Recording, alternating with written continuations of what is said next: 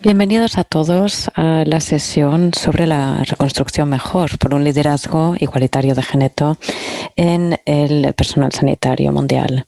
Queremos asegurarnos de que esto queda grabado y os invitamos a utilizar la sección de preguntas y respuestas en la plataforma. Enviadnos vuestras preguntas. También queremos animaros a que os presentéis, con lo cual utilizad el chat para presentaros y decir el nombre de vuestra organización y no dudéis en utilizar esta extensión. Y queremos que participéis en los medios sociales, con lo cual podéis utilizar Twitter y así utilizar hashtag Women, el número 4, Mediterranean, y también para esta particular sesión es el hashtag Gender Hub y podéis también dirigiros a la red. Quisiera animaros a que participéis en esta sesión, una sesión que se llama Reconstruyendo Mejor por un liderazgo en igualdad de género en el personal sanitario. Las mujeres representan un 70% del personal sanitario, pero solo ocupan un 25% de los cargos directivos. Hoy hablaremos de por qué existen estas barreras y cómo solventarlas. Sabemos que esto está relacionado con la distribución de poder y el género, los problemas de género están relacionados con estereotipos, con el poder, con privilegios, y sabemos también que hay otras identidades, razas, clases, estatus social y económico y el hecho de pertenecer a minorías que intervienen en todo esto. Cuando hablamos de liderazgo de las mujeres y cuando hablamos del personal sanitario, tenemos que ver cuál es la perspectiva de género. Tenemos que tener en cuenta el papel que juegan las mujeres a la hora de proporcionar cuidados de protección. La pandemia del COVID-19 no solo nos ha recordado hasta qué punto nuestros sistemas sanitarios son vulnerables y nuestras sociedades lo son, sino que además ha magnificado las desigualdades que existen. COVID-19 nos ha mostrado el papel crítico de las mujeres a la hora de asegurarnos protección social y resiliencia, y tenemos que asegurarnos de que tienen condiciones decentes y de que reciben compensación por el cuidado que prestan. Todo esto son cuestiones que vamos a abordar hoy y tenemos que asegurarnos que las mujeres forman parte del proceso de toma de decisiones cuando nos referimos a los sistemas sanitarios y a la sociedad. Sabemos que las mujeres están implicadas en la toma de decisiones, pero necesitamos que estén mucho más presentes. Y sabemos que cuando tenemos equipos igualitarios y cuerpos de toma de decisiones igualitarios, tendremos decisiones mucho más sostenibles y mucho más eficaces. Hoy la sesión va a hablar de las herramientas políticas que podemos utilizar en muchos contextos para mejorar el liderazgo de las mujeres, especialmente en el mundo sanitario. Y también se trata de proporcionar una cobertura universal a las mujeres. Sabemos que hay la brecha de género y sabemos hasta qué punto esto forma parte de la agenda y entra dentro de los objetivos de desarrollo sostenible. Tenemos que tenerlo en cuenta y ahora voy a presentar a la primera ponente, Mirna Abi Dumat, que es profesora, fundadora y asistente del equipo de la Escuela de Enfermería del Líbano. Bienvenida, Mirna. También quisiera mencionar que soy presidenta del Consejo del Colegio de Enfermeras en Líbano. Y bajo esta pandemia y después de todo lo que se ha producido en el Líbano, creo que no es un buen momento de que hablemos de hombres o mujeres en posiciones de liderazgo. Desde 2019, desde el mes de octubre, hemos estado viviendo tragedia tras tragedia en el Líbano. ¿Podría presentar mi PowerPoint, por favor? ¿Puedo presentar y compartir mi pantalla? Sí, ahora lo veremos en la pantalla.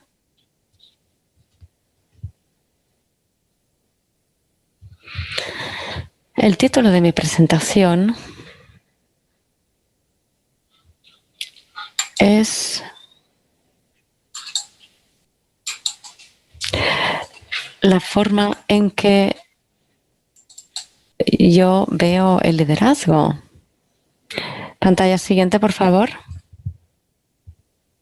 Como dije, desde 2019, desde el mes de octubre, en el Líbano hemos estado viviendo toda una serie de tragedias. El 17 de octubre se produjo una revolución porque las mujeres no podían llegar a su lugar de trabajo y las mujeres también comenzaron a salir de los hospitales. Y después tuvimos pues el inicio de la pandemia del COVID-19. Las enfermeras fueron las primeras en comenzar a movilizarse en el país, antes incluso de que apareciera el primer caso, pero no estaban preparadas para la pandemia. Y las enfermeras son las que están en primera línea y las enfermeras tuvieron que estar luchando de modo anónimo durante las primeras semanas. Después, el 20 de marzo, además de todo, tuvimos un colapso económico, es decir, que nuestra divisa perdió valor y el salario de las enfermeras se convirtió en nada. Y para aquellas que reciben un salario, porque debido al colapso económico, muchas mujeres, muchas enfermeras se quedaron sin salario, dejaron de recibir su sueldo. Y estoy hablando de $100 al mes, es decir, no estoy hablando de grandes salarios, porque nuestra divisa perdió tanto valor. Y luego, para acabar de colmar el vaso, se produjo la explosión y yo no sé si habéis oído hablar de ella, pero fue realmente una explosión enorme. Se mencionó, fue la tercera explosión más grande en todo el mundo, que el mundo haya vivido jamás. Diapositiva siguiente. Antes de seguir adelante, tengo que agradecer a los organizadores que me hayan dado esta oportunidad de hablar del liderazgo de las enfermeras en el Líbano. También quisiera felicitar a todas las enfermeras porque este año es el año de la enfermería, es el año internacional de la enfermería. Y es bueno celebrarlo de modo positivo, pero a la vez, con el COVID hemos probado, y con todo lo que ha sucedido en el Líbano, hemos probado que somos la columna vertebral del sistema sanitario. La primera lección o la primera cosa que he aprendido de las águilas es que las águilas vuelan solas a gran altitud. Nuestras enfermeras van mucho más allá de las personas con una cierta estrechez de miras. Es decir, que creo que nosotros, nuestro colectivo, tiene que formar parte de la toma de decisiones, tiene que estar sentada en la mesa en la que se toman las decisiones. Siguiente, por favor. La segunda lección que yo he aprendido es que las águilas tienen una vista muy aguda. Siempre trato de mantenerme bien enfocada, bien centrada a pesar de los obstáculos. Ahora mismo no podría ni comenzar a nombrar todos los obstáculos que tuve que solventar durante mi mandato como presidenta del Colegio de Enfermeras durante los últimos 2 años, pero he conseguido mantenerme concentrada para poder alcanzar lo que deseo alcanzar y poner la enfermería en la mesa de decisiones, y trato de defender los derechos de nuestras enfermeras en el Líbano tanto como me es posible. La tercera lección que he aprendido es que las águilas solo comen presas frescas.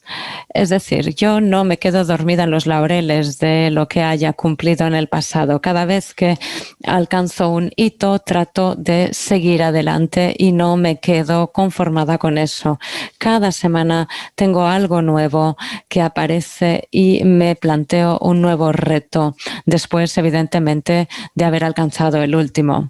Y todo lo que hago es en beneficio de las enfermeras libanesas. La lección número 4 es que a las águilas les gusta mucho las tormentas.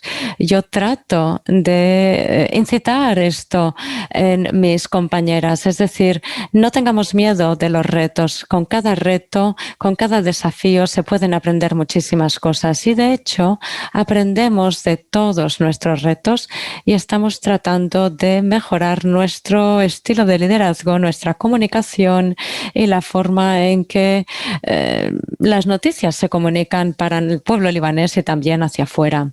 Lección número 5. Cuando un águila hembra se encuentra con un macho, pues lo pone a prueba para ver si mantendrá su compromiso. Yo también trato de poner a prueba los partenariados que se establecen. Por ejemplo, discúlpenos, tenemos algunos problemas. Estamos tratando de establecer algunos partenariados con nuevas comunidades y queremos trasladar nuestro mensaje para afianzar esos partenariados. Siguiente diapositiva, por favor. No veo bien la diapositiva, con lo cual no sé si es la buena. La lección número 6 es que las águilas se preparan para entrenarse, se entrenan. Aquí, como enfermeras, debo decir que tenemos una comprensión única del sistema sanitario y siempre necesitamos seguir adelante, es decir, no conformarnos solamente con trabajar bajo las reglas del hospital. Tenemos que salir fuera y tenemos que comprender la naturaleza compleja de las influencias políticas. Tenemos que implicarnos en la toma de decisiones si queremos que se oiga nuestra voz. Es decir, que yo trato de que las enfermeras se mantengan formadas y acudan a seminarios o webinarios, que aprendan también a comunicarse en los medios y que salgan fuera para hacer oír su voz. Siguiente, por favor. La lección número 7, cuando el águila envejece, pues tiene que encontrar nuevas plumas. Yo siempre trato de deshacerme de viejos hábitos. Discúlpenos, tenemos algunos problemas de sonido por la conexión de la señora Dumit.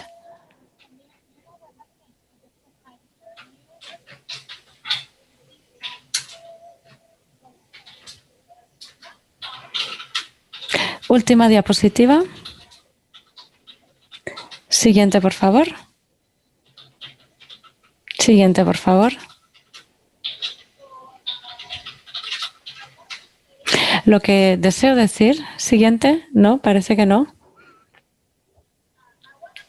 Bueno, lo que quiero decir es que el único pájaro que desafía a las águilas es el cuervo. No sé si lo podéis mostrar en el PowerPoint. El cuervo es un pájaro que muerde en el cuello del águila. El águila, su respuesta es no luchar con el cuervo. En lugar de perder energía y tiempo luchando con el cuervo, el águila va a abrir sus alas y se va a elevar en el cielo, y cuanto más alto vuela, más le cuesta al cuervo respirar y se ve privado de oxígeno, y así es como el águila se deshace del cuervo. Como líderes, mujeres, pues así es como deberíamos comportarnos, es decir, tenemos que mantener nuestro rendimiento y tratar de alcanzar nuestros hitos cada vez más altos hasta que los demás se vayan y desaparezcan. Quisiera decir también que un 80% de las enfermeras son mujeres en el Líbano, 20% son hombres, con lo cual yo invito a que haya más presencia masculina en esta profesión. Muchísimas gracias. Muchas gracias, Mirna, por esta presentación tan interesante sobre el liderazgo. La verdad es que también en la apertura de tu presentación has dado cuenta de la realidad de las cifras y de la representación de las enfermeras dentro del mundo de los profesionales sanitarios y de su desigualdad. Esta profesión también esta sesión, versa sobre precisamente paliar esas desigualdades que existen y cómo mostrar esa trayectoria de liderazgo y cómo trabajar también a nivel local. Por ejemplo, hemos visto el caso de las enfermeras libanesas y esos fuertes valores que tiene usted de liderazgo, de implicación y de hacer contribuir a todo el mundo en la toma de decisiones. Nos ha encantado, nos ha conmovido escucharla. Ahora pasaremos a la siguiente ponencia, pero os invitamos a que participéis en el chat y también a la señora Dumit. Aquí vamos a pasar la palabra a una persona que tiene una carrera en la salud global de 35 años, ha trabajado en Pakistán, en Indonesia, en el Caribe y ahora mismo dirige la ONG Age International y tiene también muchísima experiencia en múltiples contextos de trabajo en instituciones globales y también a nivel comunitario. Con lo cual vamos a dejar que nos presente el liderazgo bueno para mujeres, bueno para todos. Ann Killing. Muchas gracias. Si puedo pasar el PowerPoint, por favor.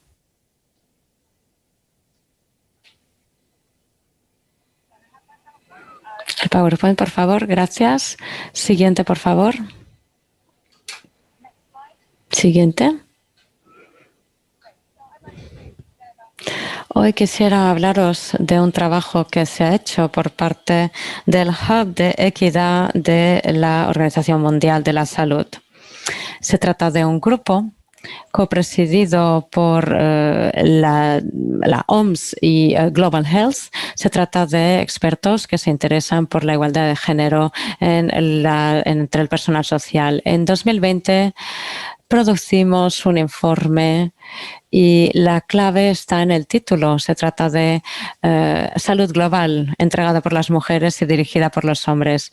Y se trata de una revisión de la literatura sobre la igualdad de género dentro del personal sanitario. Y nos fijábamos en el liderazgo y en marzo producimos también un artículo acerca de este tema y como grupo hemos realizado toda una serie de análisis y ahora mismo estamos produciendo también un artículo sobre las medidas que funcionan para llegar a la igualdad de género. Yo quisiera acreditar a la doctora Kavita Bhatti de India y Maha Khan de Chicago, que me están ayudando y están trabajando muchísimo también en este ámbito y de cara a la publicación de este artículo.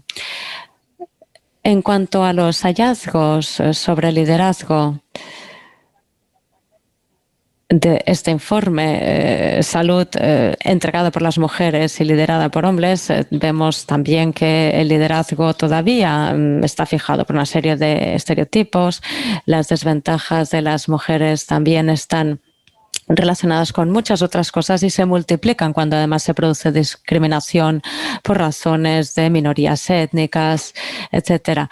La salud global también se ve debilitada, excluyendo el talento y el conocimiento de las mujeres.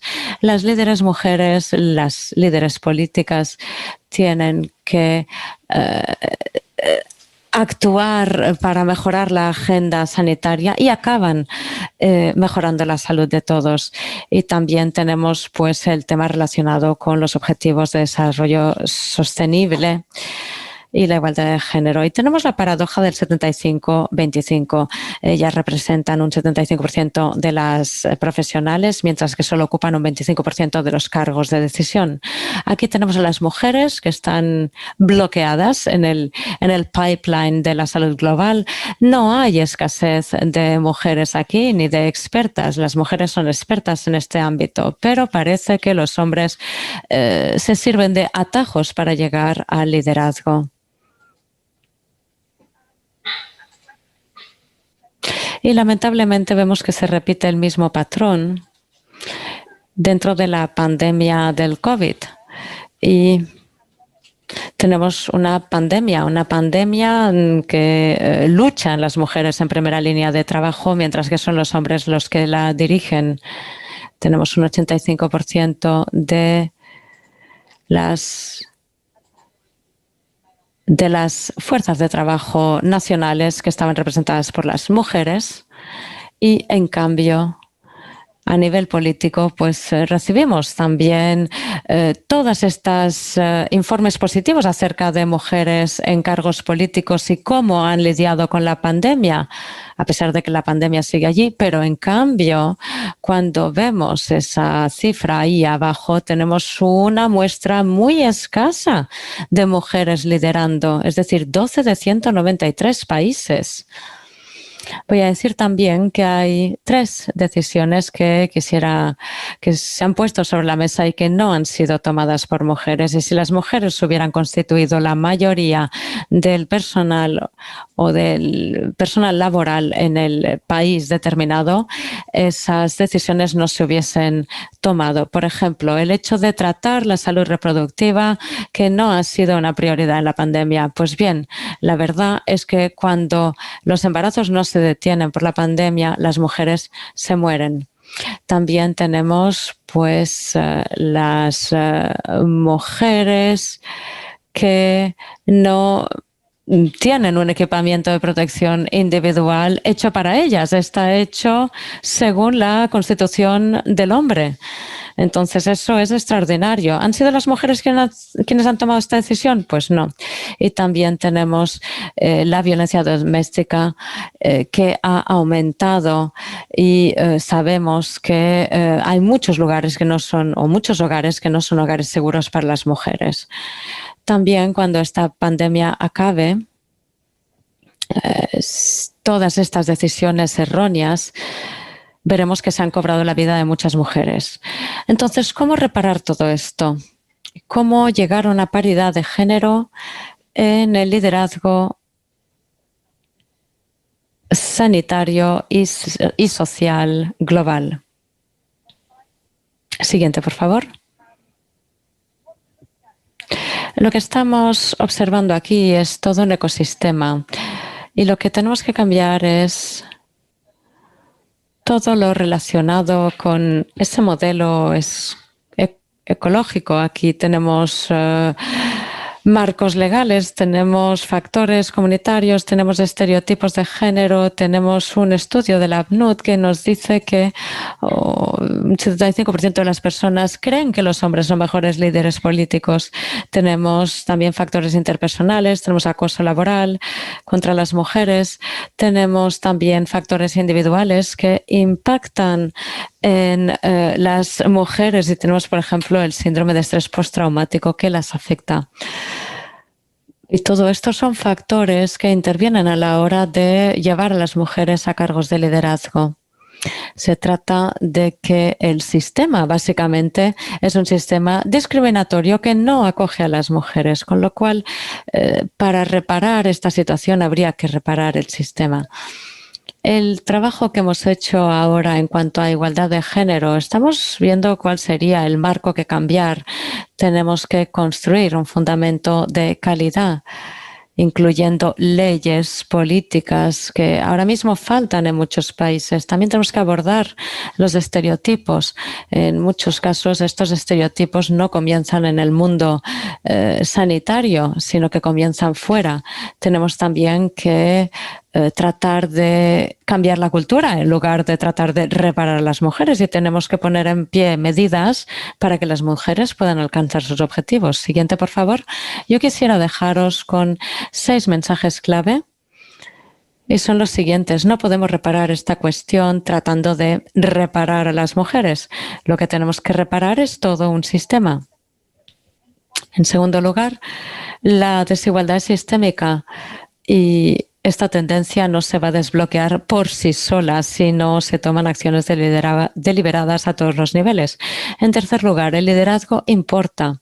La desigualdad y la diversidad es una cuestión que no podemos delegar a nadie más. Todos los líderes tienen que ser líderes transformadores en materia de género, tienen que apropiarse de esta cuestión, porque no es solo una cuestión de mujeres. Y la transparencia importa.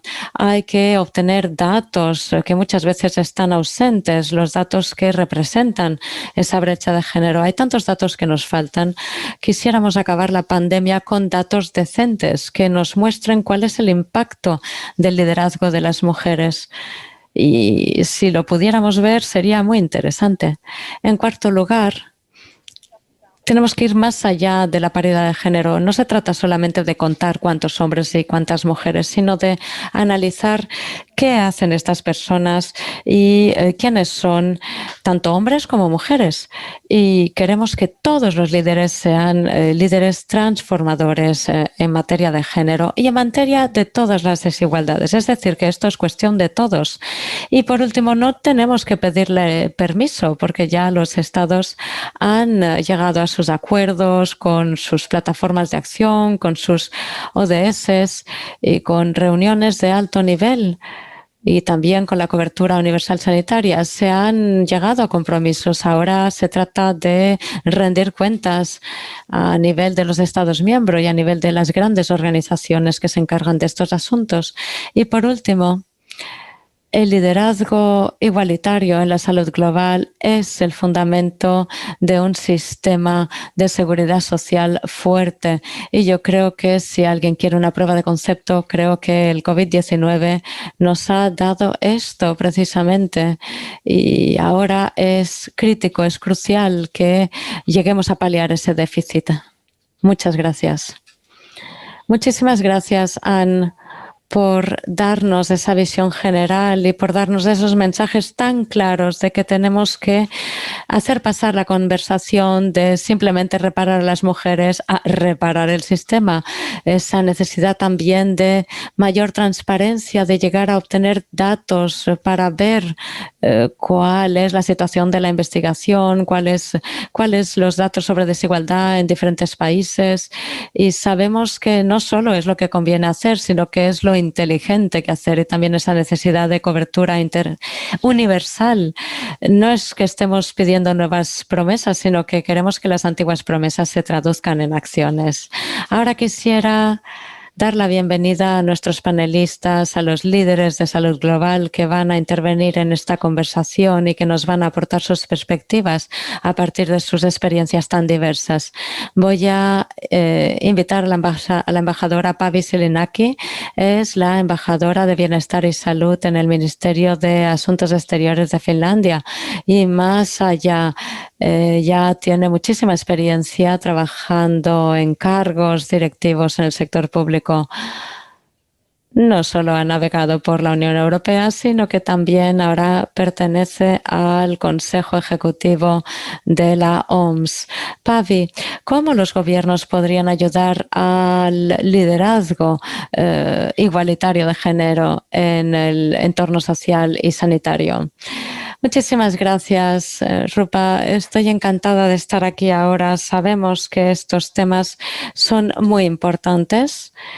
Se trata de un debate muy interesante el que tenemos aquí ahora, pero es que además tenemos que seguir activamente persiguiendo esta cuestión. Los gobiernos pueden hacer mucho. Los gobiernos pueden abrir posibilidades y dar posibilidades a todo el mundo. Y quisiera tomar, por ejemplo, a mi país, a Finlandia. Finlandia dio el derecho de voto a las mujeres y fue el primer país en hacerlo en Europa y el tercero en el mundo en 1906. Y la primera diputada del Parlamento apareció en Finlandia en 1907. Es tan importante tener a mujeres en los parlamentos también. Y hemos visto aquí en nuestros países que tenemos a mujeres tomando decisiones, y en esos países en que se toman decisiones y que lo hacen las mujeres, las decisiones son más sostenibles, con lo cual tenemos todo un potencial que utilizar. En Finlandia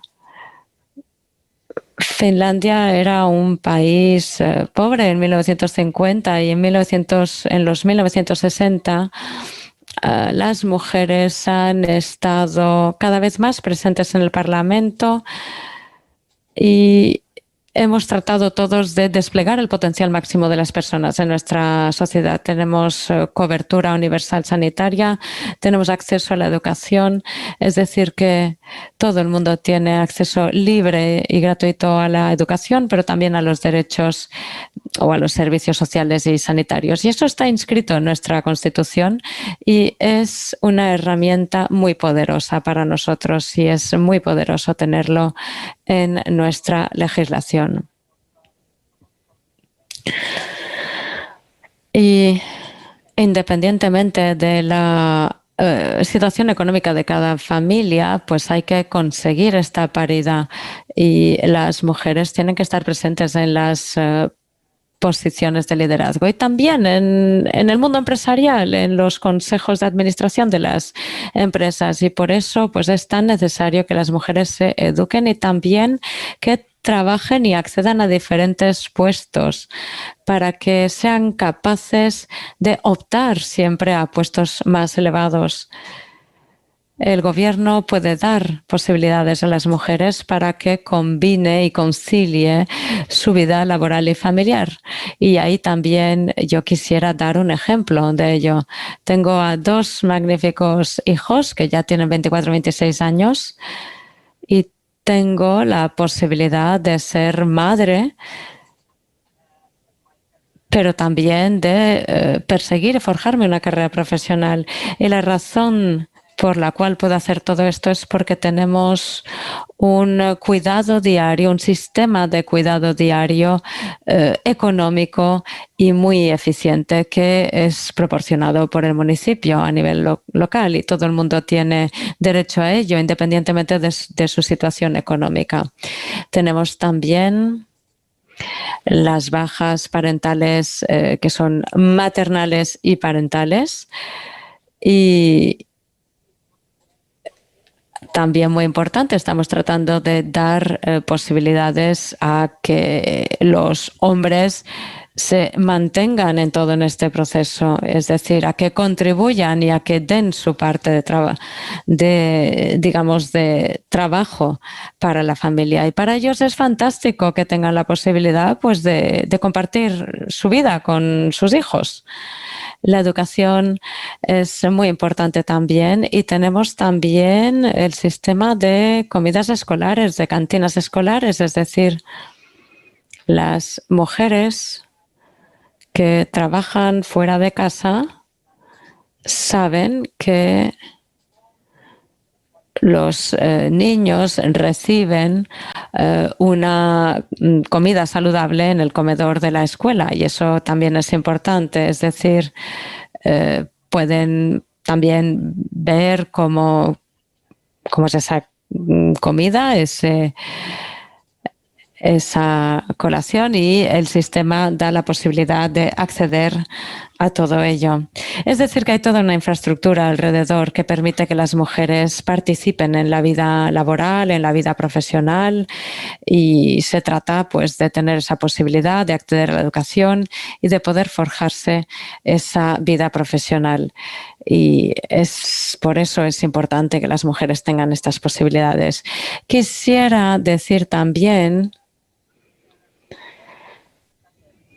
que tenemos una legislación que se asegura de que haya suficientes mujeres en la participación y en la toma de decisiones. Tenemos la Ley de Igualdad y con una serie de cláusulas y disposiciones que hablan de la participación de las mujeres en consejos de administración, en comités ejecutivos, tanto a nivel empresarial como a nivel público, y tenemos que tener como mínimo un 40% de mujeres en estos cargos. Así que si los órganos tienen mujeres y hombres, pues se puede lidiar mejor con las crisis. Ahora, como dije, la primera diputada parlamentaria apareció en 1907 en Finlandia, ahora tenemos 58 y tenemos una buena proporción de mujeres en el gobierno. Se trata de un equilibrio de género bastante bueno. También hay otros ejemplos de lo que los gobiernos pueden hacer. Vemos que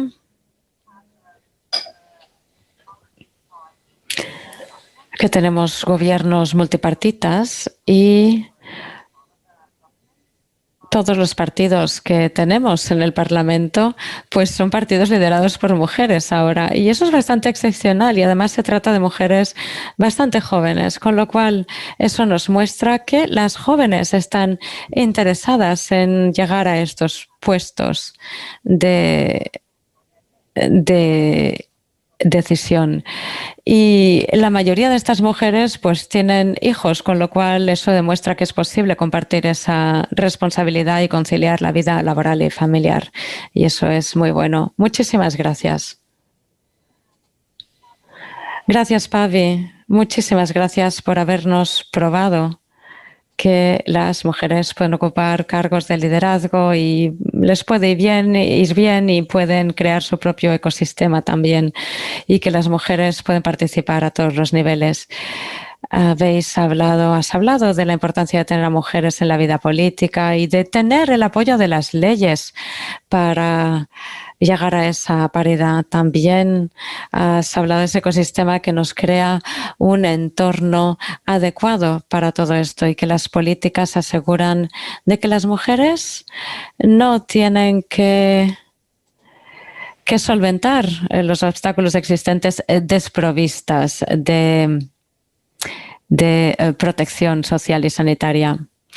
También pues hemos visto que esto es beneficioso para ambos géneros, es decir, esta igualdad de género también es positiva para los hombres, y creo que es un punto crítico que enfatizar. Es decir, no es algo que estemos pidiendo solamente en beneficio de las mujeres, sino que realmente redunda en el beneficio de todos. El hecho de tener reglas de género, todo eso nos muestra que las mujeres ahora ya están en mayoría en algunos ámbitos. Vamos a hablar de ello mucho más, pero ahora vamos a girar la vista hacia otro lugar del mundo. Vamos a invitar a Maria Madeli, que es una representante de Marruecos y es farmacéutica de formación y tiene un doctorado en salud pública de la Universidad Libre de Bruselas. Y ella empezó su carrera en medicina y también ha trabajado en la OMS en Ginebra, en el Departamento de Finanzas del Sistema Sanitario. Mariam, ¿tiene usted experiencia en el sistema multilateral de las Naciones Unidas? Sabemos que las Naciones Unidas es una institución muy tradicional donde es todo un reto que las mujeres ocupen ciertos puestos de liderazgo. Yo quisiera oír su experiencia. ¿Cuál es el papel de la Organización Mundial de la Salud a la hora de asegurarnos de que las mujeres tengan una voz igualitaria en los sistemas sanitarios? ¿Nos podría decir usted cuál es la realidad y cómo es trabajar a nivel del país? Mariam, bienvenida. Si puede activar su micrófono, por favor, Mariam. Muchísimas gracias, Rupa. Muchísimas gracias a todos los organizadores por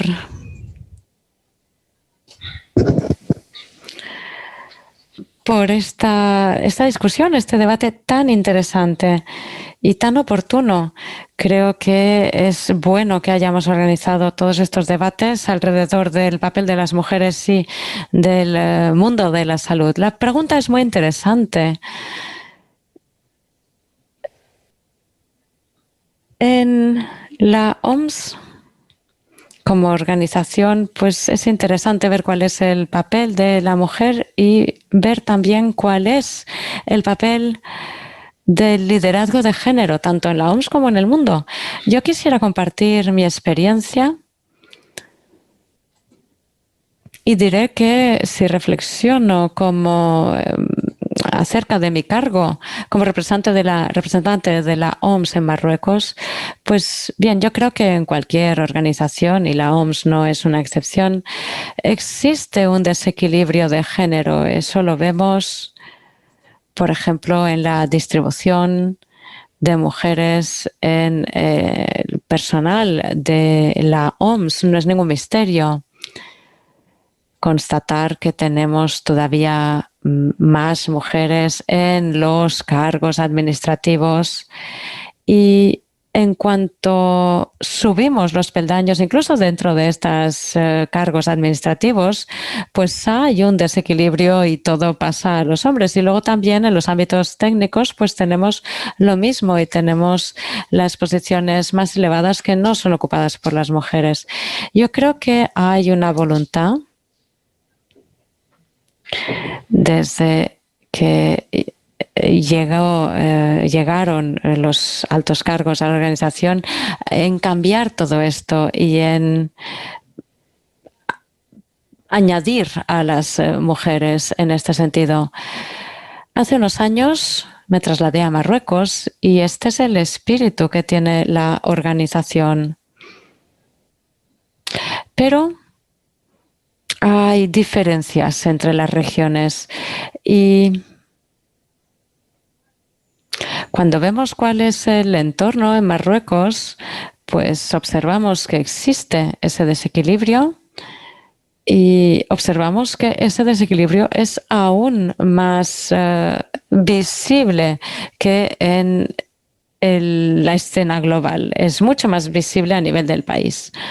Y todo ello, pues a pesar de las políticas que existen y que están también pues muy integradas en la Constitución de Marruecos y que han sido ratificadas y que forman los principios de paridad y de igualdad, y el gobierno tiene planes de igualdad y de solidaridad con las familias. Hay, por ejemplo, un informe anual de género que nos muestra la situación en Marruecos y es un informe que tiene que ser publicado cuando se presentan los presupuestos, la ley presupuestaria. Estas son las políticas que existen en Marruecos y el resultado de todo ello es que sí que vemos una feminización del personal y tenemos cada vez más mujeres que entran, por ejemplo, dentro del ámbito de la educación médica o de la formación médica, y eso es lo que observamos desde los últimos años. Vemos que cada vez hay más mujeres. Tenemos un 66% de las estudiantes de primer año que son mujeres en las facultades de medicina, pero como las mujeres que me precedieron han dicho, todavía hay un gran desequilibrio en las posiciones de liderazgo y en los puestos que ocupan las mujeres de alto cargo en el país. Y también es verdad que a menudo nos encontramos dentro de un círculo de hombres cuando estamos en una mesa redonda o en una representación oficial, con lo cual sí que vemos que hay muchos esfuerzos que se han hecho en nuestro país acerca del papel de la mujer y tenemos muchas políticas en marcha, pero creo también que hay un cierto número de cosas que hay que abordar y que tienen que suceder para todas las mujeres en el mercado laboral. Hay un estudio reciente, y acabaré ahí, acerca de las expectativas de las comadronas durante el COVID-19. Y este estudio nos muestra toda una serie de cosas muy interesantes. Evidentemente, pues la preparación profesional es importante debido a la situación de emergencia y debido a que las instalaciones sanitarias están desbordadas y las comadronas pues tienen que encargarse de los embarazos durante estos momentos de pandemia. Pero es verdad que esas comadronas también han expresado esa sobrecarga emocional, han expresado también los retos que supone para ellas el colaborar con sus colegas, han expresado también estar exhaustas y se han referido también a sus condiciones de trabajo como uno de los grandes retos que tienen que enfrentar. Y otra de las cuestiones es cómo gestionan ellas el participar en las decisiones, a la vez que tienen que hacer frente a todos estos retos con su trabajo, con su colaboración, con su día a día, es decir, cómo dejar las decisiones en manos de los hombres. A veces se ven forzadas a hacerlo porque simplemente se ven desbordadas por su trabajo diario. Y no se trata solamente de que los diseños de las políticas de recursos humanos están solo limitados a los hombres, sino que realmente todo eso redunda en una dificultad de conciliar la vida familiar y profesional, y las mujeres, por lo tanto, dejan de participar de forma significativa en todos estos procesos. Y luego están también las cuestiones relacionadas con enfoques multidisciplinarios que hay que promover cada vez más. No es solo que las políticas estén en marcha en el sector sanitario, sino realmente en todos los demás sectores y en todos los demás entornos, por ejemplo, en las zonas rurales o en las comunidades más pobres. En cuanto a seguridad y en cuanto también ser capaces de expresar sus opiniones, de tener una voz y sí, simplemente tener una voz. Con lo cual, esos son algunos de los retos a los que se enfrentan las mujeres cuando tratan de ir más allá de ese techo de cristal que existe. Muchísimas gracias, Mariam, por esa visión de conjunto y ese último punto que has sacado a colación. Es decir, todos esos aspectos que olvidamos, el hecho de tener una perspectiva multisectorial, porque el mensaje es claro, cómo dejar que las mujeres participen y lideren si están sobrecargadas y si carecen de los recursos y del apoyo necesario para ello. Y también pues la necesidad de observar lo que pasa en todos los sectores y en todas las comunidades y tener una perspectiva mucho más amplia y ver pues que también esta cuestión se plantea en entornos rurales o en comunidades más pobres. También es interesante observar pues algunas de esas soluciones que se recomiendan, especialmente pues el contexto cultural, el hecho de poder adoptar un enfoque mucho más específico en función de cada contexto. Ahora voy a invitar a Francesca Colombo, que es la responsable de salud en la OCDE. Francesca es responsable de salud y del hecho de proporcionar datos transparentes internacionales acerca de las políticas sanitarias y también de asegurarse de que todos los interlocutores responden a las demandas para mejorar la salud y mejorar los sistemas sanitarios. También el trabajo de Francesca se interesa por colmar la brecha de género. Ahora quisiera pedirte cuáles serían las opciones políticas de la OCDE para aumentar de forma efectiva el número de mujeres en puestos de liderazgo en el entorno sanitario. Muchísimas gracias. Gracias también por todos estos discursos tan potentes que hemos oído hasta ahora. Creo que hay mucha convergencia en cuanto a lo que se necesita. Yo creo que el primer punto que quisiera compartir, y supongo que lo esperaréis,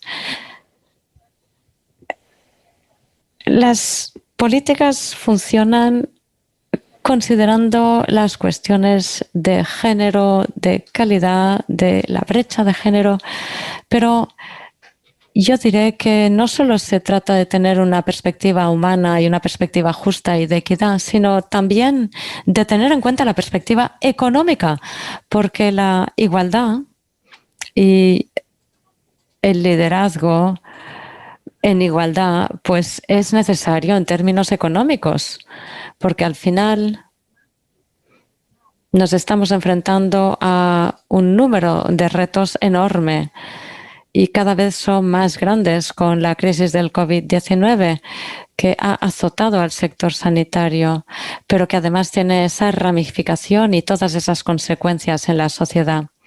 Y eso significa que tenemos que tener todas las manos posibles a la obra y que estemos todos trabajando de la mejor forma posible para asegurarnos de abordar todos esos retos.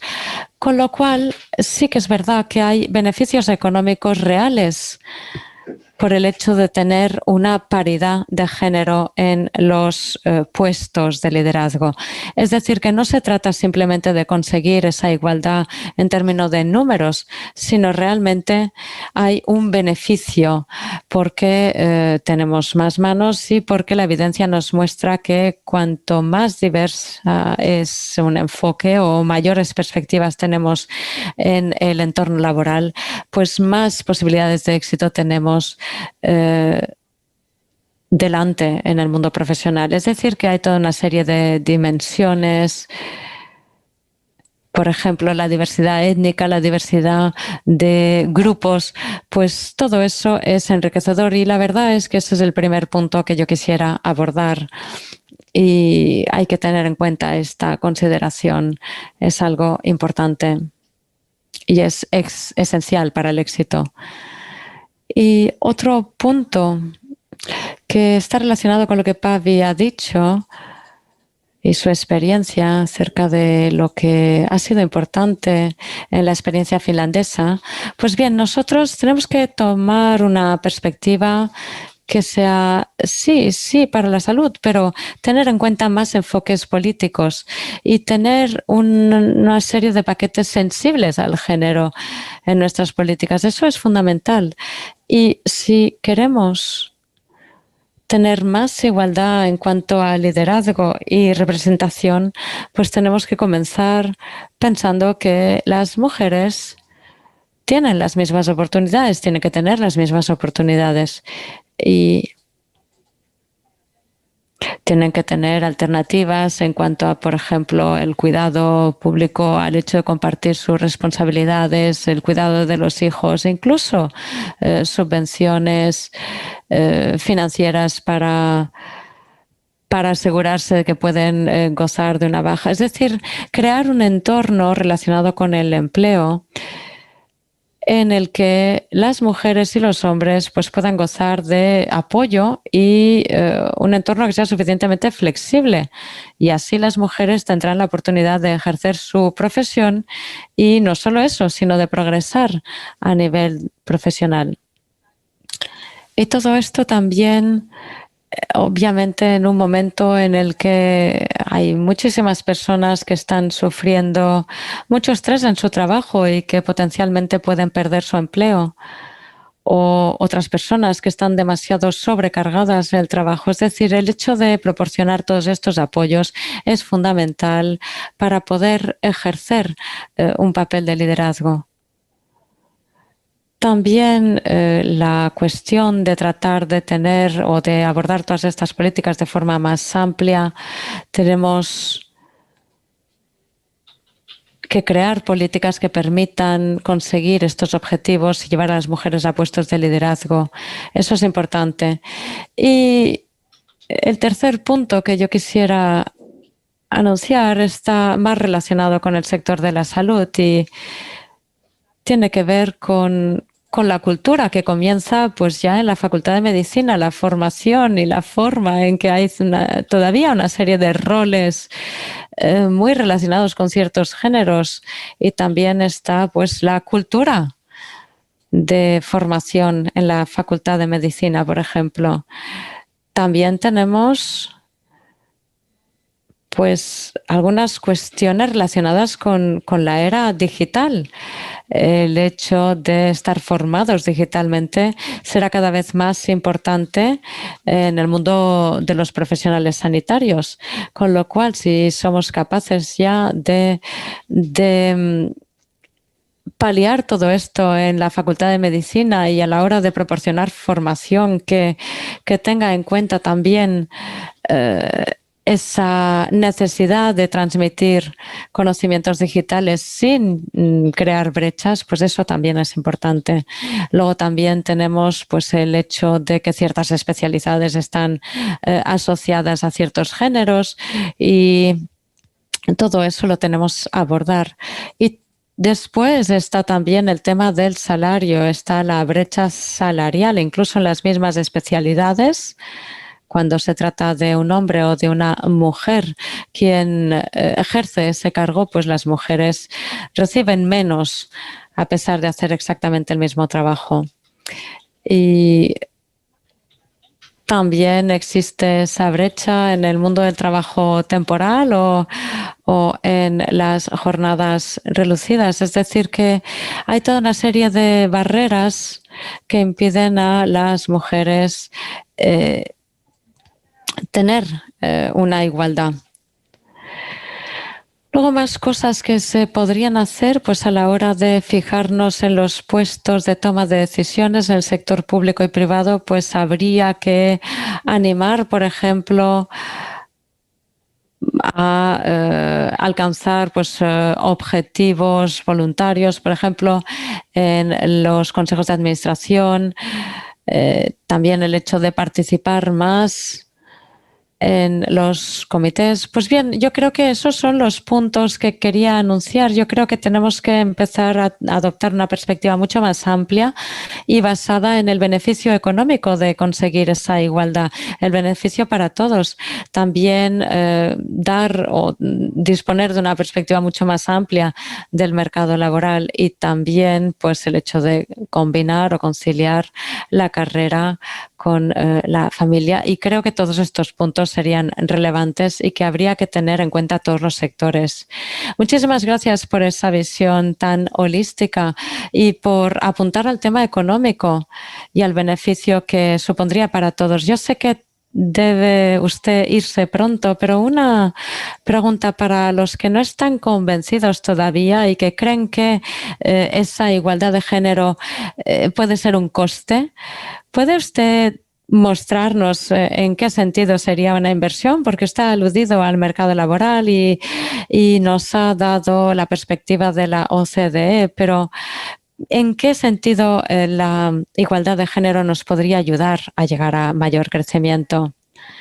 Bueno, es verdad, es que hay muchos análisis económicos que nos muestran que cuanto más diverso es el personal sanitario y cuanto mayor igualdad tenga esto, pues mejores serán las consecuencias o las posibilidades de crecimiento y de éxito de las empresas. Por ejemplo, aquí no tengo las cifras conmigo, pero está claro que esas brechas existen, incluso en cuanto a pues, los salarios o las retribuciones que reciben las mujeres. Reciben un 20% menos que los hombres y están menos representadas también en los consejos de administración. Y creo que es fundamental abordar estas cuestiones si queremos realmente ser serios y abordar el tema de la desigualdad de género. Muy bien, muchísimas gracias por apuntar a esa relación entre economía y género y el hecho de fijarnos objetivos y políticas en materia de género. Ahora quisiera invitar al siguiente ponente, al doctor Andreas Ulrich, que es consejero en Alemania, en Berlín, sobre políticas de género y voluntariado. Tiene una amplia carrera también en la OMS, ha trabajado en Ginebra, en la sede donde presidió la estrategia de control del cáncer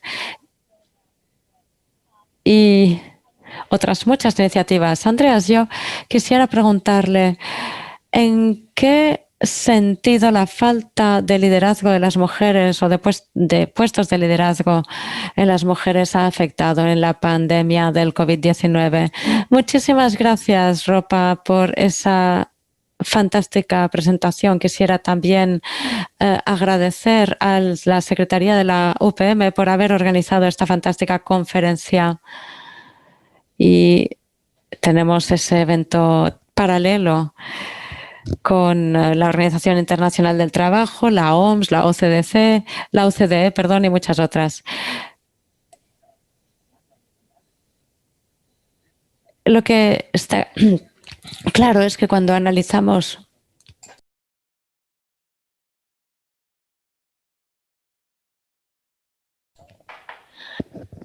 Cuando analizamos la situación, vemos la falta de liderazgo en las mujeres y que eso ha tenido un efecto negativo a la hora, por ejemplo, de poder controlar la contracepción, la salud reproductiva, y eso tiene impacto en la salud de las mujeres. Es decir, falta de liderazgo significa un impacto enorme en la salud de las mujeres. Es decir, la falta también de EPIs, de equipamiento de protección individual para las enfermeras. Todo eso, pues, al frente. Las mujeres que están en primera línea a la hora de gestionar la crisis del COVID. Y no solo eso, sino que además tenemos un problema muy importante a la hora de considerar que el mundo no es un lugar seguro y que también está la cuestión de la violencia doméstica o violencia de género que hay que abordar también. Yo creo que esto es, que está muy claro cuál es el problema. Y a mí, si me lo permiten, también quisiera hablar de soluciones para solventar esa falta de liderazgo entre mujeres y el hecho de gestionar la COVID-19 y de dar esa oportunidad a las mujeres en el espacio mediterráneo. Yo creo que tenemos esta oportunidad única ahora porque tenemos esos 40 países europeos y también dentro de la cuenca mediterránea de la ribera norte y sur que se sientan juntos y que nos muestran mediante esta conferencia de alto nivel y mediante, por ejemplo, la conferencia del Cairo en 2007, que ya existe una voluntad política de empoderar a las mujeres y de incluir a las mujeres en la agenda política de los Estados miembros. Es decir, a lo largo de toda la región mediterránea. Creo que esto es muy importante tenerlo en cuenta. Es decir, que ahora estamos operando en una región. Tenemos una historia común y tenemos también la vecindad de todos estos países y tenemos todos esos vínculos políticos y económicos en todo el Mediterráneo. Y todo eso lo tenemos que utilizar. Y ya estamos utilizando esta plataforma para la puesta en marcha de muchas medidas. En esta misma conferencia tenemos una sesión sobre la violencia contra las mujeres y también hay un proyecto que ya ha sido aprobado por los 40 Estados miembros de la UPM. Es decir, que estamos todos enganchados, ligados a este proyecto conjunto de poder solventar la crisis del COVID-19. Es una oportunidad única de aunar esfuerzos y de trabajar en los países afectados por el COVID. Ahora, bajo el prisma del académico, pues yo también diré que tenemos una plataforma y estamos trabajando también en una red de hospitales alrededor del Mediterráneo, en particular en Marruecos y en otros países del norte de África, para desarrollar programas de formación para las enfermeras y para médicos especializados en la salud de las mujeres y en el cáncer. Y todo eso lo podemos utilizar como un entorno académico para desarrollar conocimiento, para intercambiar experiencias y para formar en liderazgo entre mujeres. Es decir, que tenemos toda una serie de oportunidades dentro de este contexto regional de la Unión por el Mediterráneo con la Comisión Europea, que es un fuerte socio, para utilizar todo este poder y todo este partenariado, en particular de la Organización Mundial del Trabajo y de la OCDE, para trasladar todas estas estrategias a los contextos de cada país de la región y ayudar mediante esta plataforma. Muchísimas gracias. Gracias por haber destacado el papel crítico de los partenariados y los partenariados que pueden realmente ser una palanca para mejorar la igualdad de género. Así que luego también este reconocimiento a esta nueva relación que se ha forjado con la UPM y la OMS y que servirá también de palanca para todos estos objetivos. Ahora voy a dar la palabra a Christiana Wiskow, que es especialista en el sector de la salud, de las políticas sectoriales de la Organización Mundial del Trabajo, que promueve los derechos de los trabajadores y un empleo digno y unas oportunidades de empleo dignas. Ella también se encarga de reforzar el diálogo social. Eso también forma parte de los ODS, en particular del número 8. Yo quisiera preguntar, Christiana, ¿cómo entra la igualdad de género en la agenda de la Organización Mundial del Trabajo? Muchísimas gracias, Rupa, y gracias a los colegas que ya han estado hablando con mucha vehemencia de todos los aspectos relacionados con la igualdad de género. Y Andreas lo acaba de decir, los partenariados son muy importantes. Y yo quisiera decir que cuando hablamos de liderazgo en el sector de la salud, no nos fijemos solamente en el sector de la salud, porque no es el sector de la salud quien puede resolver por sí solo todos los problemas. Ya se ha dicho, tenemos que reparar todo el sistema.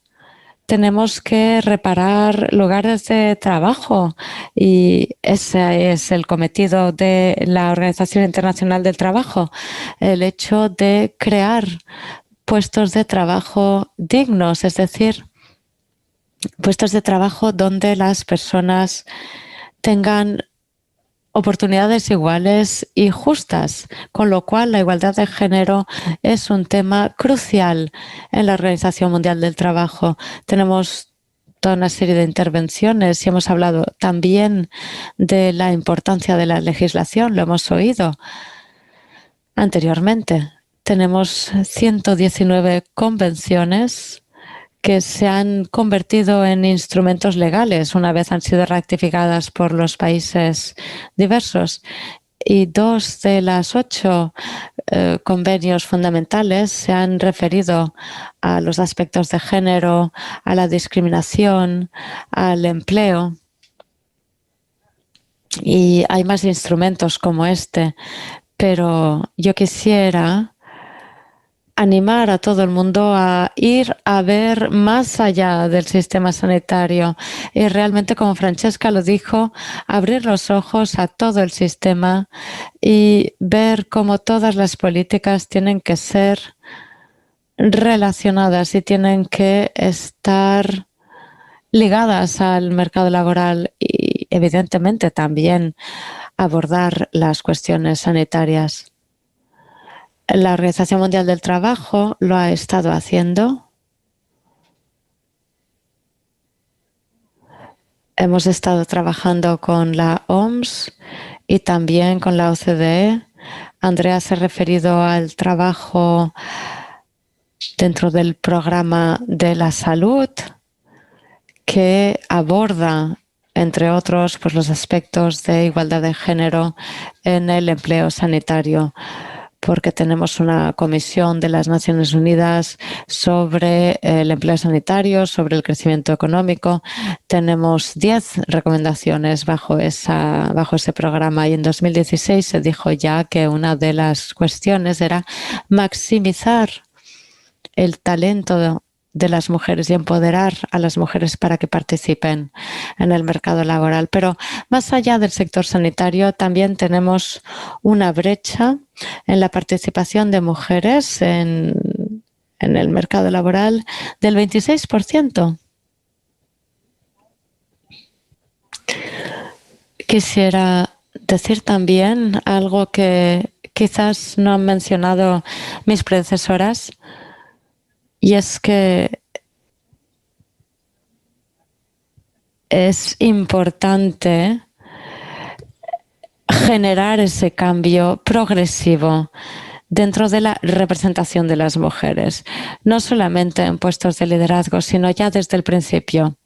Tal vez sabrán que existe la Convención Internacional de las Enfermeras, que fue adoptada hace 40 años, en 1977, y que ya indicaba que las enfermeras debían participar en las políticas relacionadas con la enfermería y en cómo se modelaban y se generaban esas políticas. Y lo mismo pasa con las mujeres en cualquier otro ámbito.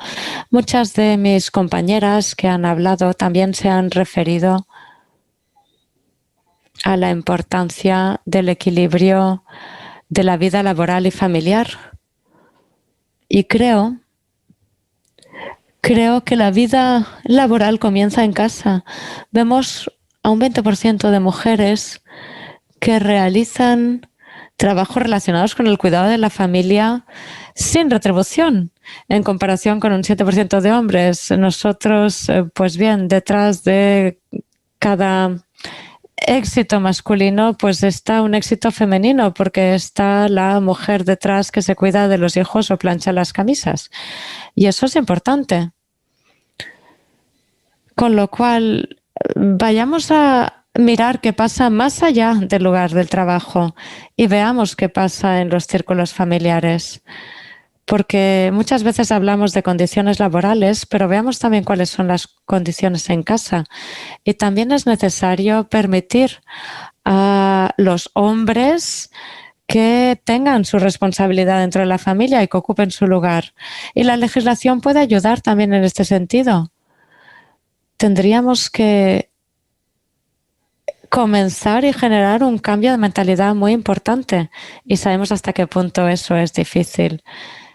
Necesitamos tomar aire y seguramente, pues hace unos años oíamos que, según una estimación, si seguíamos las cosas como hasta ahora, pues tardaríamos 200 años en ver lo que deseamos ver, es decir, esa igualdad de hombres y mujeres en el trabajo, con lo cual necesitamos todavía ese respiro tan importante, pero como digo, no solo nos fijemos en las posiciones o en los puestos de liderazgo, en los que es verdad que las mujeres están infrarrepresentadas, pero veamos también cuál es la situación, por ejemplo, en los sindicatos. Ahí también están infrarrepresentadas y veamos también qué pasa en sus casas.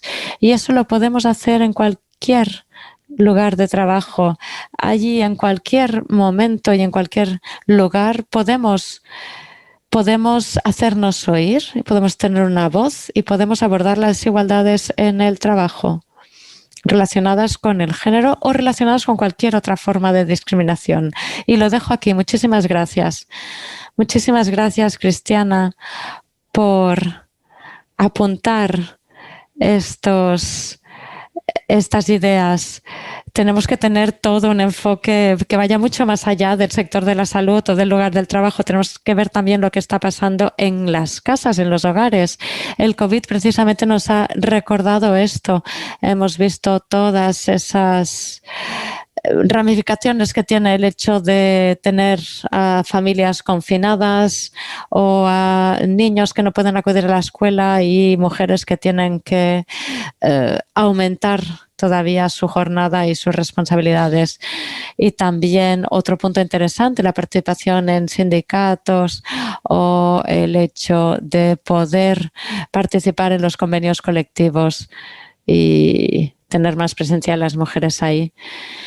Tenemos tiempo para algunas preguntas. Yo quisiera alentaros a que no lo dudéis, a que expreséis vuestras preguntas. Tenemos una pregunta aquí de Mirna. Mirna, has sido muy poderosa abriendo la conferencia y hablándonos del contexto del Líbano. Hemos hablado también de los contactos locales y hemos pedido también a Mariam cómo incluir el papel de las mujeres en esos países donde hay un conflicto cultural.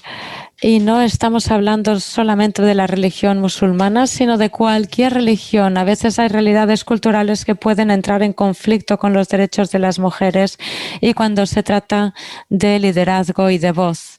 Yo quisiera oír a Mariam y a Mirna y que nos den su perspectiva. esta es una cuestión muy sensible y eso es lo que realmente vemos cuando tratamos de introducir un cambio. En primer lugar, tenemos que comprender la cultura y el cambio tiene que ser transformacional, es decir, tiene que producirse desde la cultura y siempre es recomendable tener aliados, es decir, dentro de esa cultura tenemos que encontrar aliados para que sean nuestra salvaguardia y sean los que nos permiten acceder a los interlocutores dentro de esa cultura y llegar a cambiar culturalmente esa cultura, porque el cambio, pues bien, todo el mundo al principio tiene que enfrentarse a un sistema. Yo creo que ese sería el enfoque a seguir. Yo es el que sigo normalmente. Si hay algo que yo quisiera cambiar en una cultura, eso es lo que haría. Y ahora quisiera preguntarle lo mismo a Mariam. ¿Qué podemos hacer para luchar contra algunos estereotipos culturales que impiden la representación de mujeres en puestos de liderazgo? Sabemos que Mariam ya ha roto muchos estereotipos. ¿Podría compartir con nosotros qué ve en la realidad? Muchísimas gracias, Rupa. Lo que yo he experimentado es que a nivel de liderazgo, pues bueno, esa es la última milla a nivel de igualdad de género que hay que recorrer.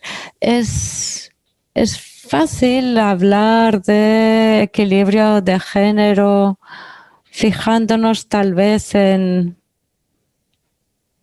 cómo decirlo, quizás en los contextos socioeconómicos más desfavorecidos o rurales y decir, fijaos, el problema está allí, el problema no está con los líderes y tratar de enfocar el problema diciendo que tenemos que dar una renta económica, por ejemplo, a las mujeres en los entornos rurales o asegurarnos de que las niñas van al colegio. Eso yo diría que es la punta del iceberg, que es como la respuesta más obvia. Después, a medida que vas subiendo peldaños en tu carrera y llegas a los puestos de liderazgo, ahí creo ya que lo que uno se encuentra es cuál es el problema, porque uno está o una está en posición de liderazgo y ¿cuáles serían los retos? Debería no haber ningún reto y a pesar de todo sabemos que sí, sabemos que todavía hay muchos obstáculos para acceder a puestos de liderazgo, pero son menos visibles. Es como esa faceta invisible de la cuestión de género y es mucho menos obvio sacarlo a colación y ponerlo encima de la mesa para analizarlo y para intentar ver qué podrían hacer las políticas en este sentido. Con lo cual, tenemos que seguir incidiendo y señalando lo que sucede a la hora de acceder a puestos de liderazgo. Por ejemplo, las personas que son profesores en la universidad y que enseñan a alumnos en proyectos de investigación, pues muchas veces están trabajando, por ejemplo, en ámbitos como la virología, la infecciología, la microbiología. Gran parte de la ciencia la llevan las mujeres. Lo que pasa es que cuando pasamos del hecho de recabar evidencia a tomar decisiones, ahí es donde entran los hombres. Y ahí es donde existe un ejemplo más muy sutil de desequilibrio de género. Muchísimas gracias, muy ilustrativo.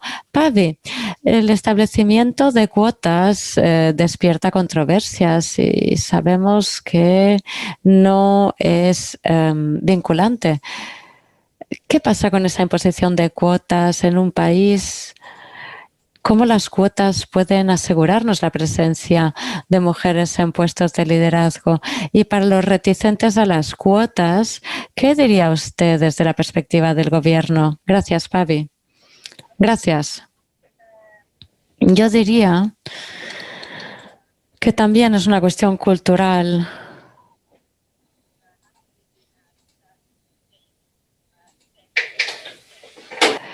Y evidentemente no siempre es fácil hacer esto paso a paso, pero yo diré que la transparencia y el compartir experiencias es una herramienta muy poderosa.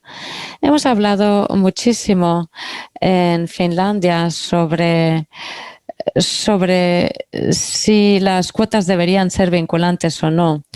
Nosotros no las tenemos, esas cuotas vinculantes, en el mundo corporativo o, digamos, en los consejos de administración, pero cada vez se han alzado más voces para establecer cuotas vinculantes a nivel de la Unión Europea. Y ahora hemos conseguido un 30% de presencia femenina en los consejos de administración de nuestras empresas. Y eso es un porcentaje bastante bueno. Y una razón por la cual no tener cuotas en el mundo corporativo ha sido que realmente hay experiencia que es necesaria en las posiciones de más alto nivel. Y por eso es muy importante que sigamos dando posibilidades a las mujeres y que sigamos haciendo mentorazgos para las mujeres, precisamente para que ellas puedan adquirir esa experiencia y puedan irse forjando su carrera y que nadie pueda decir que no podemos tener mujeres porque no tienen experiencia. Con lo cual yo creo que hay que ver las cosas desde diferentes puntos de vista y ser capaces de decir que sí, tenemos mujeres con experiencia y con conocimiento y no es solamente que hemos cogido aquí y allá o tomado aquí y allá a algunas mujeres para llenar una cuota. A la vez, la experiencia es ciertamente muy importante. Hemos visto ya en nuestro sector público y en los órganos gubernamentales y en los consejos de administración que cuando tenemos en cuenta los dos géneros de forma igualitaria, pues eso nos da una visión muchísimo mejor desde muchos aspectos. Y eso es muy importante. Y tenemos, por lo tanto, cuotas en nuestra legislación, pero también hay una buena explicación de por qué no tenemos un 40% de hombres o de mujeres. Podemos tener consejos de administración, por ejemplo, en los que no hay, en los que no se respeta ese porcentaje de hombres o mujeres. Y eso sucede muchas veces en el sector sanitario. Ahí hay muchas mujeres y hay muchas mujeres en el sector sanitario y en el sector de la atención y ahí sí que tenemos muchas mujeres con experiencia. Luego, pues en el sector de la defensa, por ejemplo, en asuntos interiores, pues eso está más dominado por los hombres, pero está cambiando. Yo creo que compartiendo experiencias, pues bueno, seremos más capaces de llegar a la recuperación, por ejemplo, en el sector sanitario. Así que sigamos trabajando todos. Muchísimas gracias, Padi. Ahora voy a preguntar a todos los panelistas, voy a pedirles que nos den un mensaje, un último mensaje que llevarnos todos con nosotros. Cambiar el sistema parece un objetivo a medio o a largo plazo. ¿Cómo podríamos hacer algo a corto plazo? ¿Cuáles serían los pasos prácticos a nivel nacional? Por favor. Muchísimas gracias, Rupa. Yo no sé si tenemos tiempo de que esto se convierta en una agenda a largo plazo. Yo creo que es urgente abordar esta cuestión. Así que no podemos permitirnos decir, no tenemos tiempo para abordar la igualdad de género.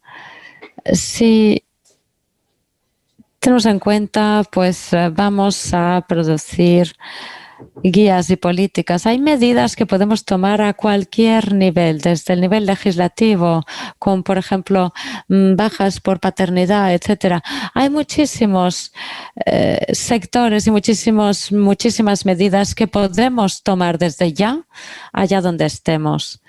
Así que hay que ponerse manos a la obra y creo que hay muchísimo que hacer. Pero lo que no podemos hacer es posponerlo más. Muchísimas gracias, Anne. Mirna, ¿algunas últimas palabras que llevarnos a casa? Por favor, active su micrófono. Muchísimas gracias, Mirna. Si puede usted activar el micrófono.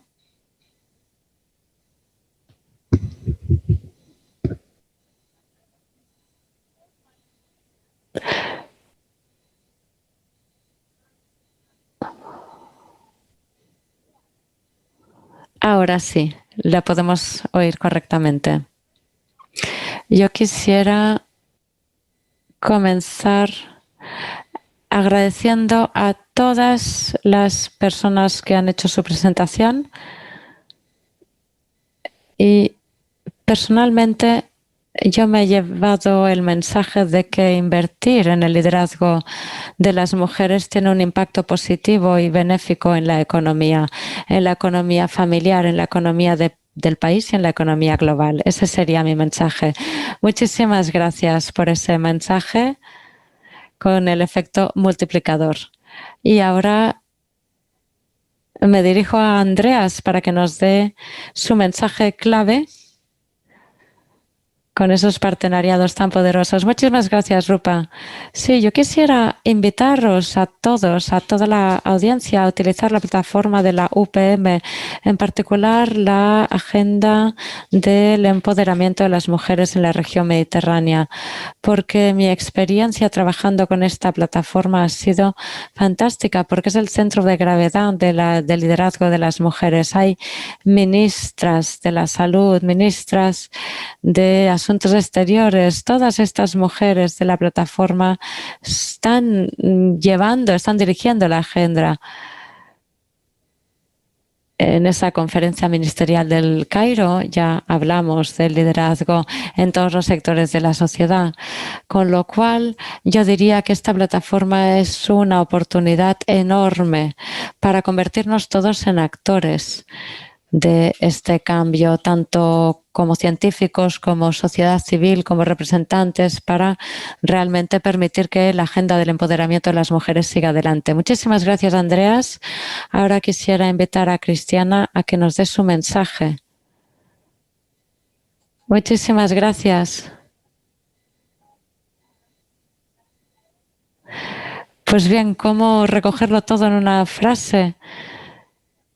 Yo diría, cuando hablábamos con Mariam y Mirna de cuestiones culturales, yo creo que el cambio es muy importante y el cambio comienza con nosotros mismos, con nosotras mismas. Es decir, estamos todas metidas ahí y como individuos todos estamos involucrados en esta cuestión. Así que a por ello.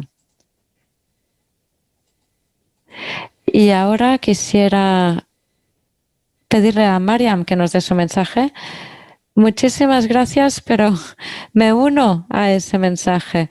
Yo creo que ese es el mensaje que tenemos que hacer. Pongámonos en pie y hablemos. Y no dejemos que nadie nos diga que no tenemos, que no estamos autorizadas a decidir por nuestra carrera, por nuestra vida. Muchísimas gracias, Mariam. ¿Y Paddy?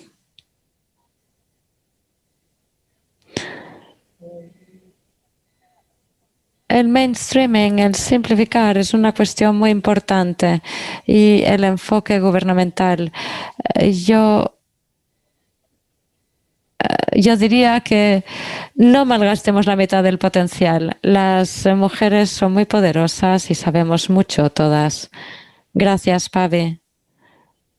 Está muy bien. Yo creo que son unas últimas palabras fantásticas para cerrar la sesión, porque tenemos que utilizar el 100% del talento que tenemos delante, sobre todo si queremos gestionar la pandemia y también llegar a la cobertura sanitaria universal. Sabemos que faltan 80 millones de trabajadores sanitarios en 2020.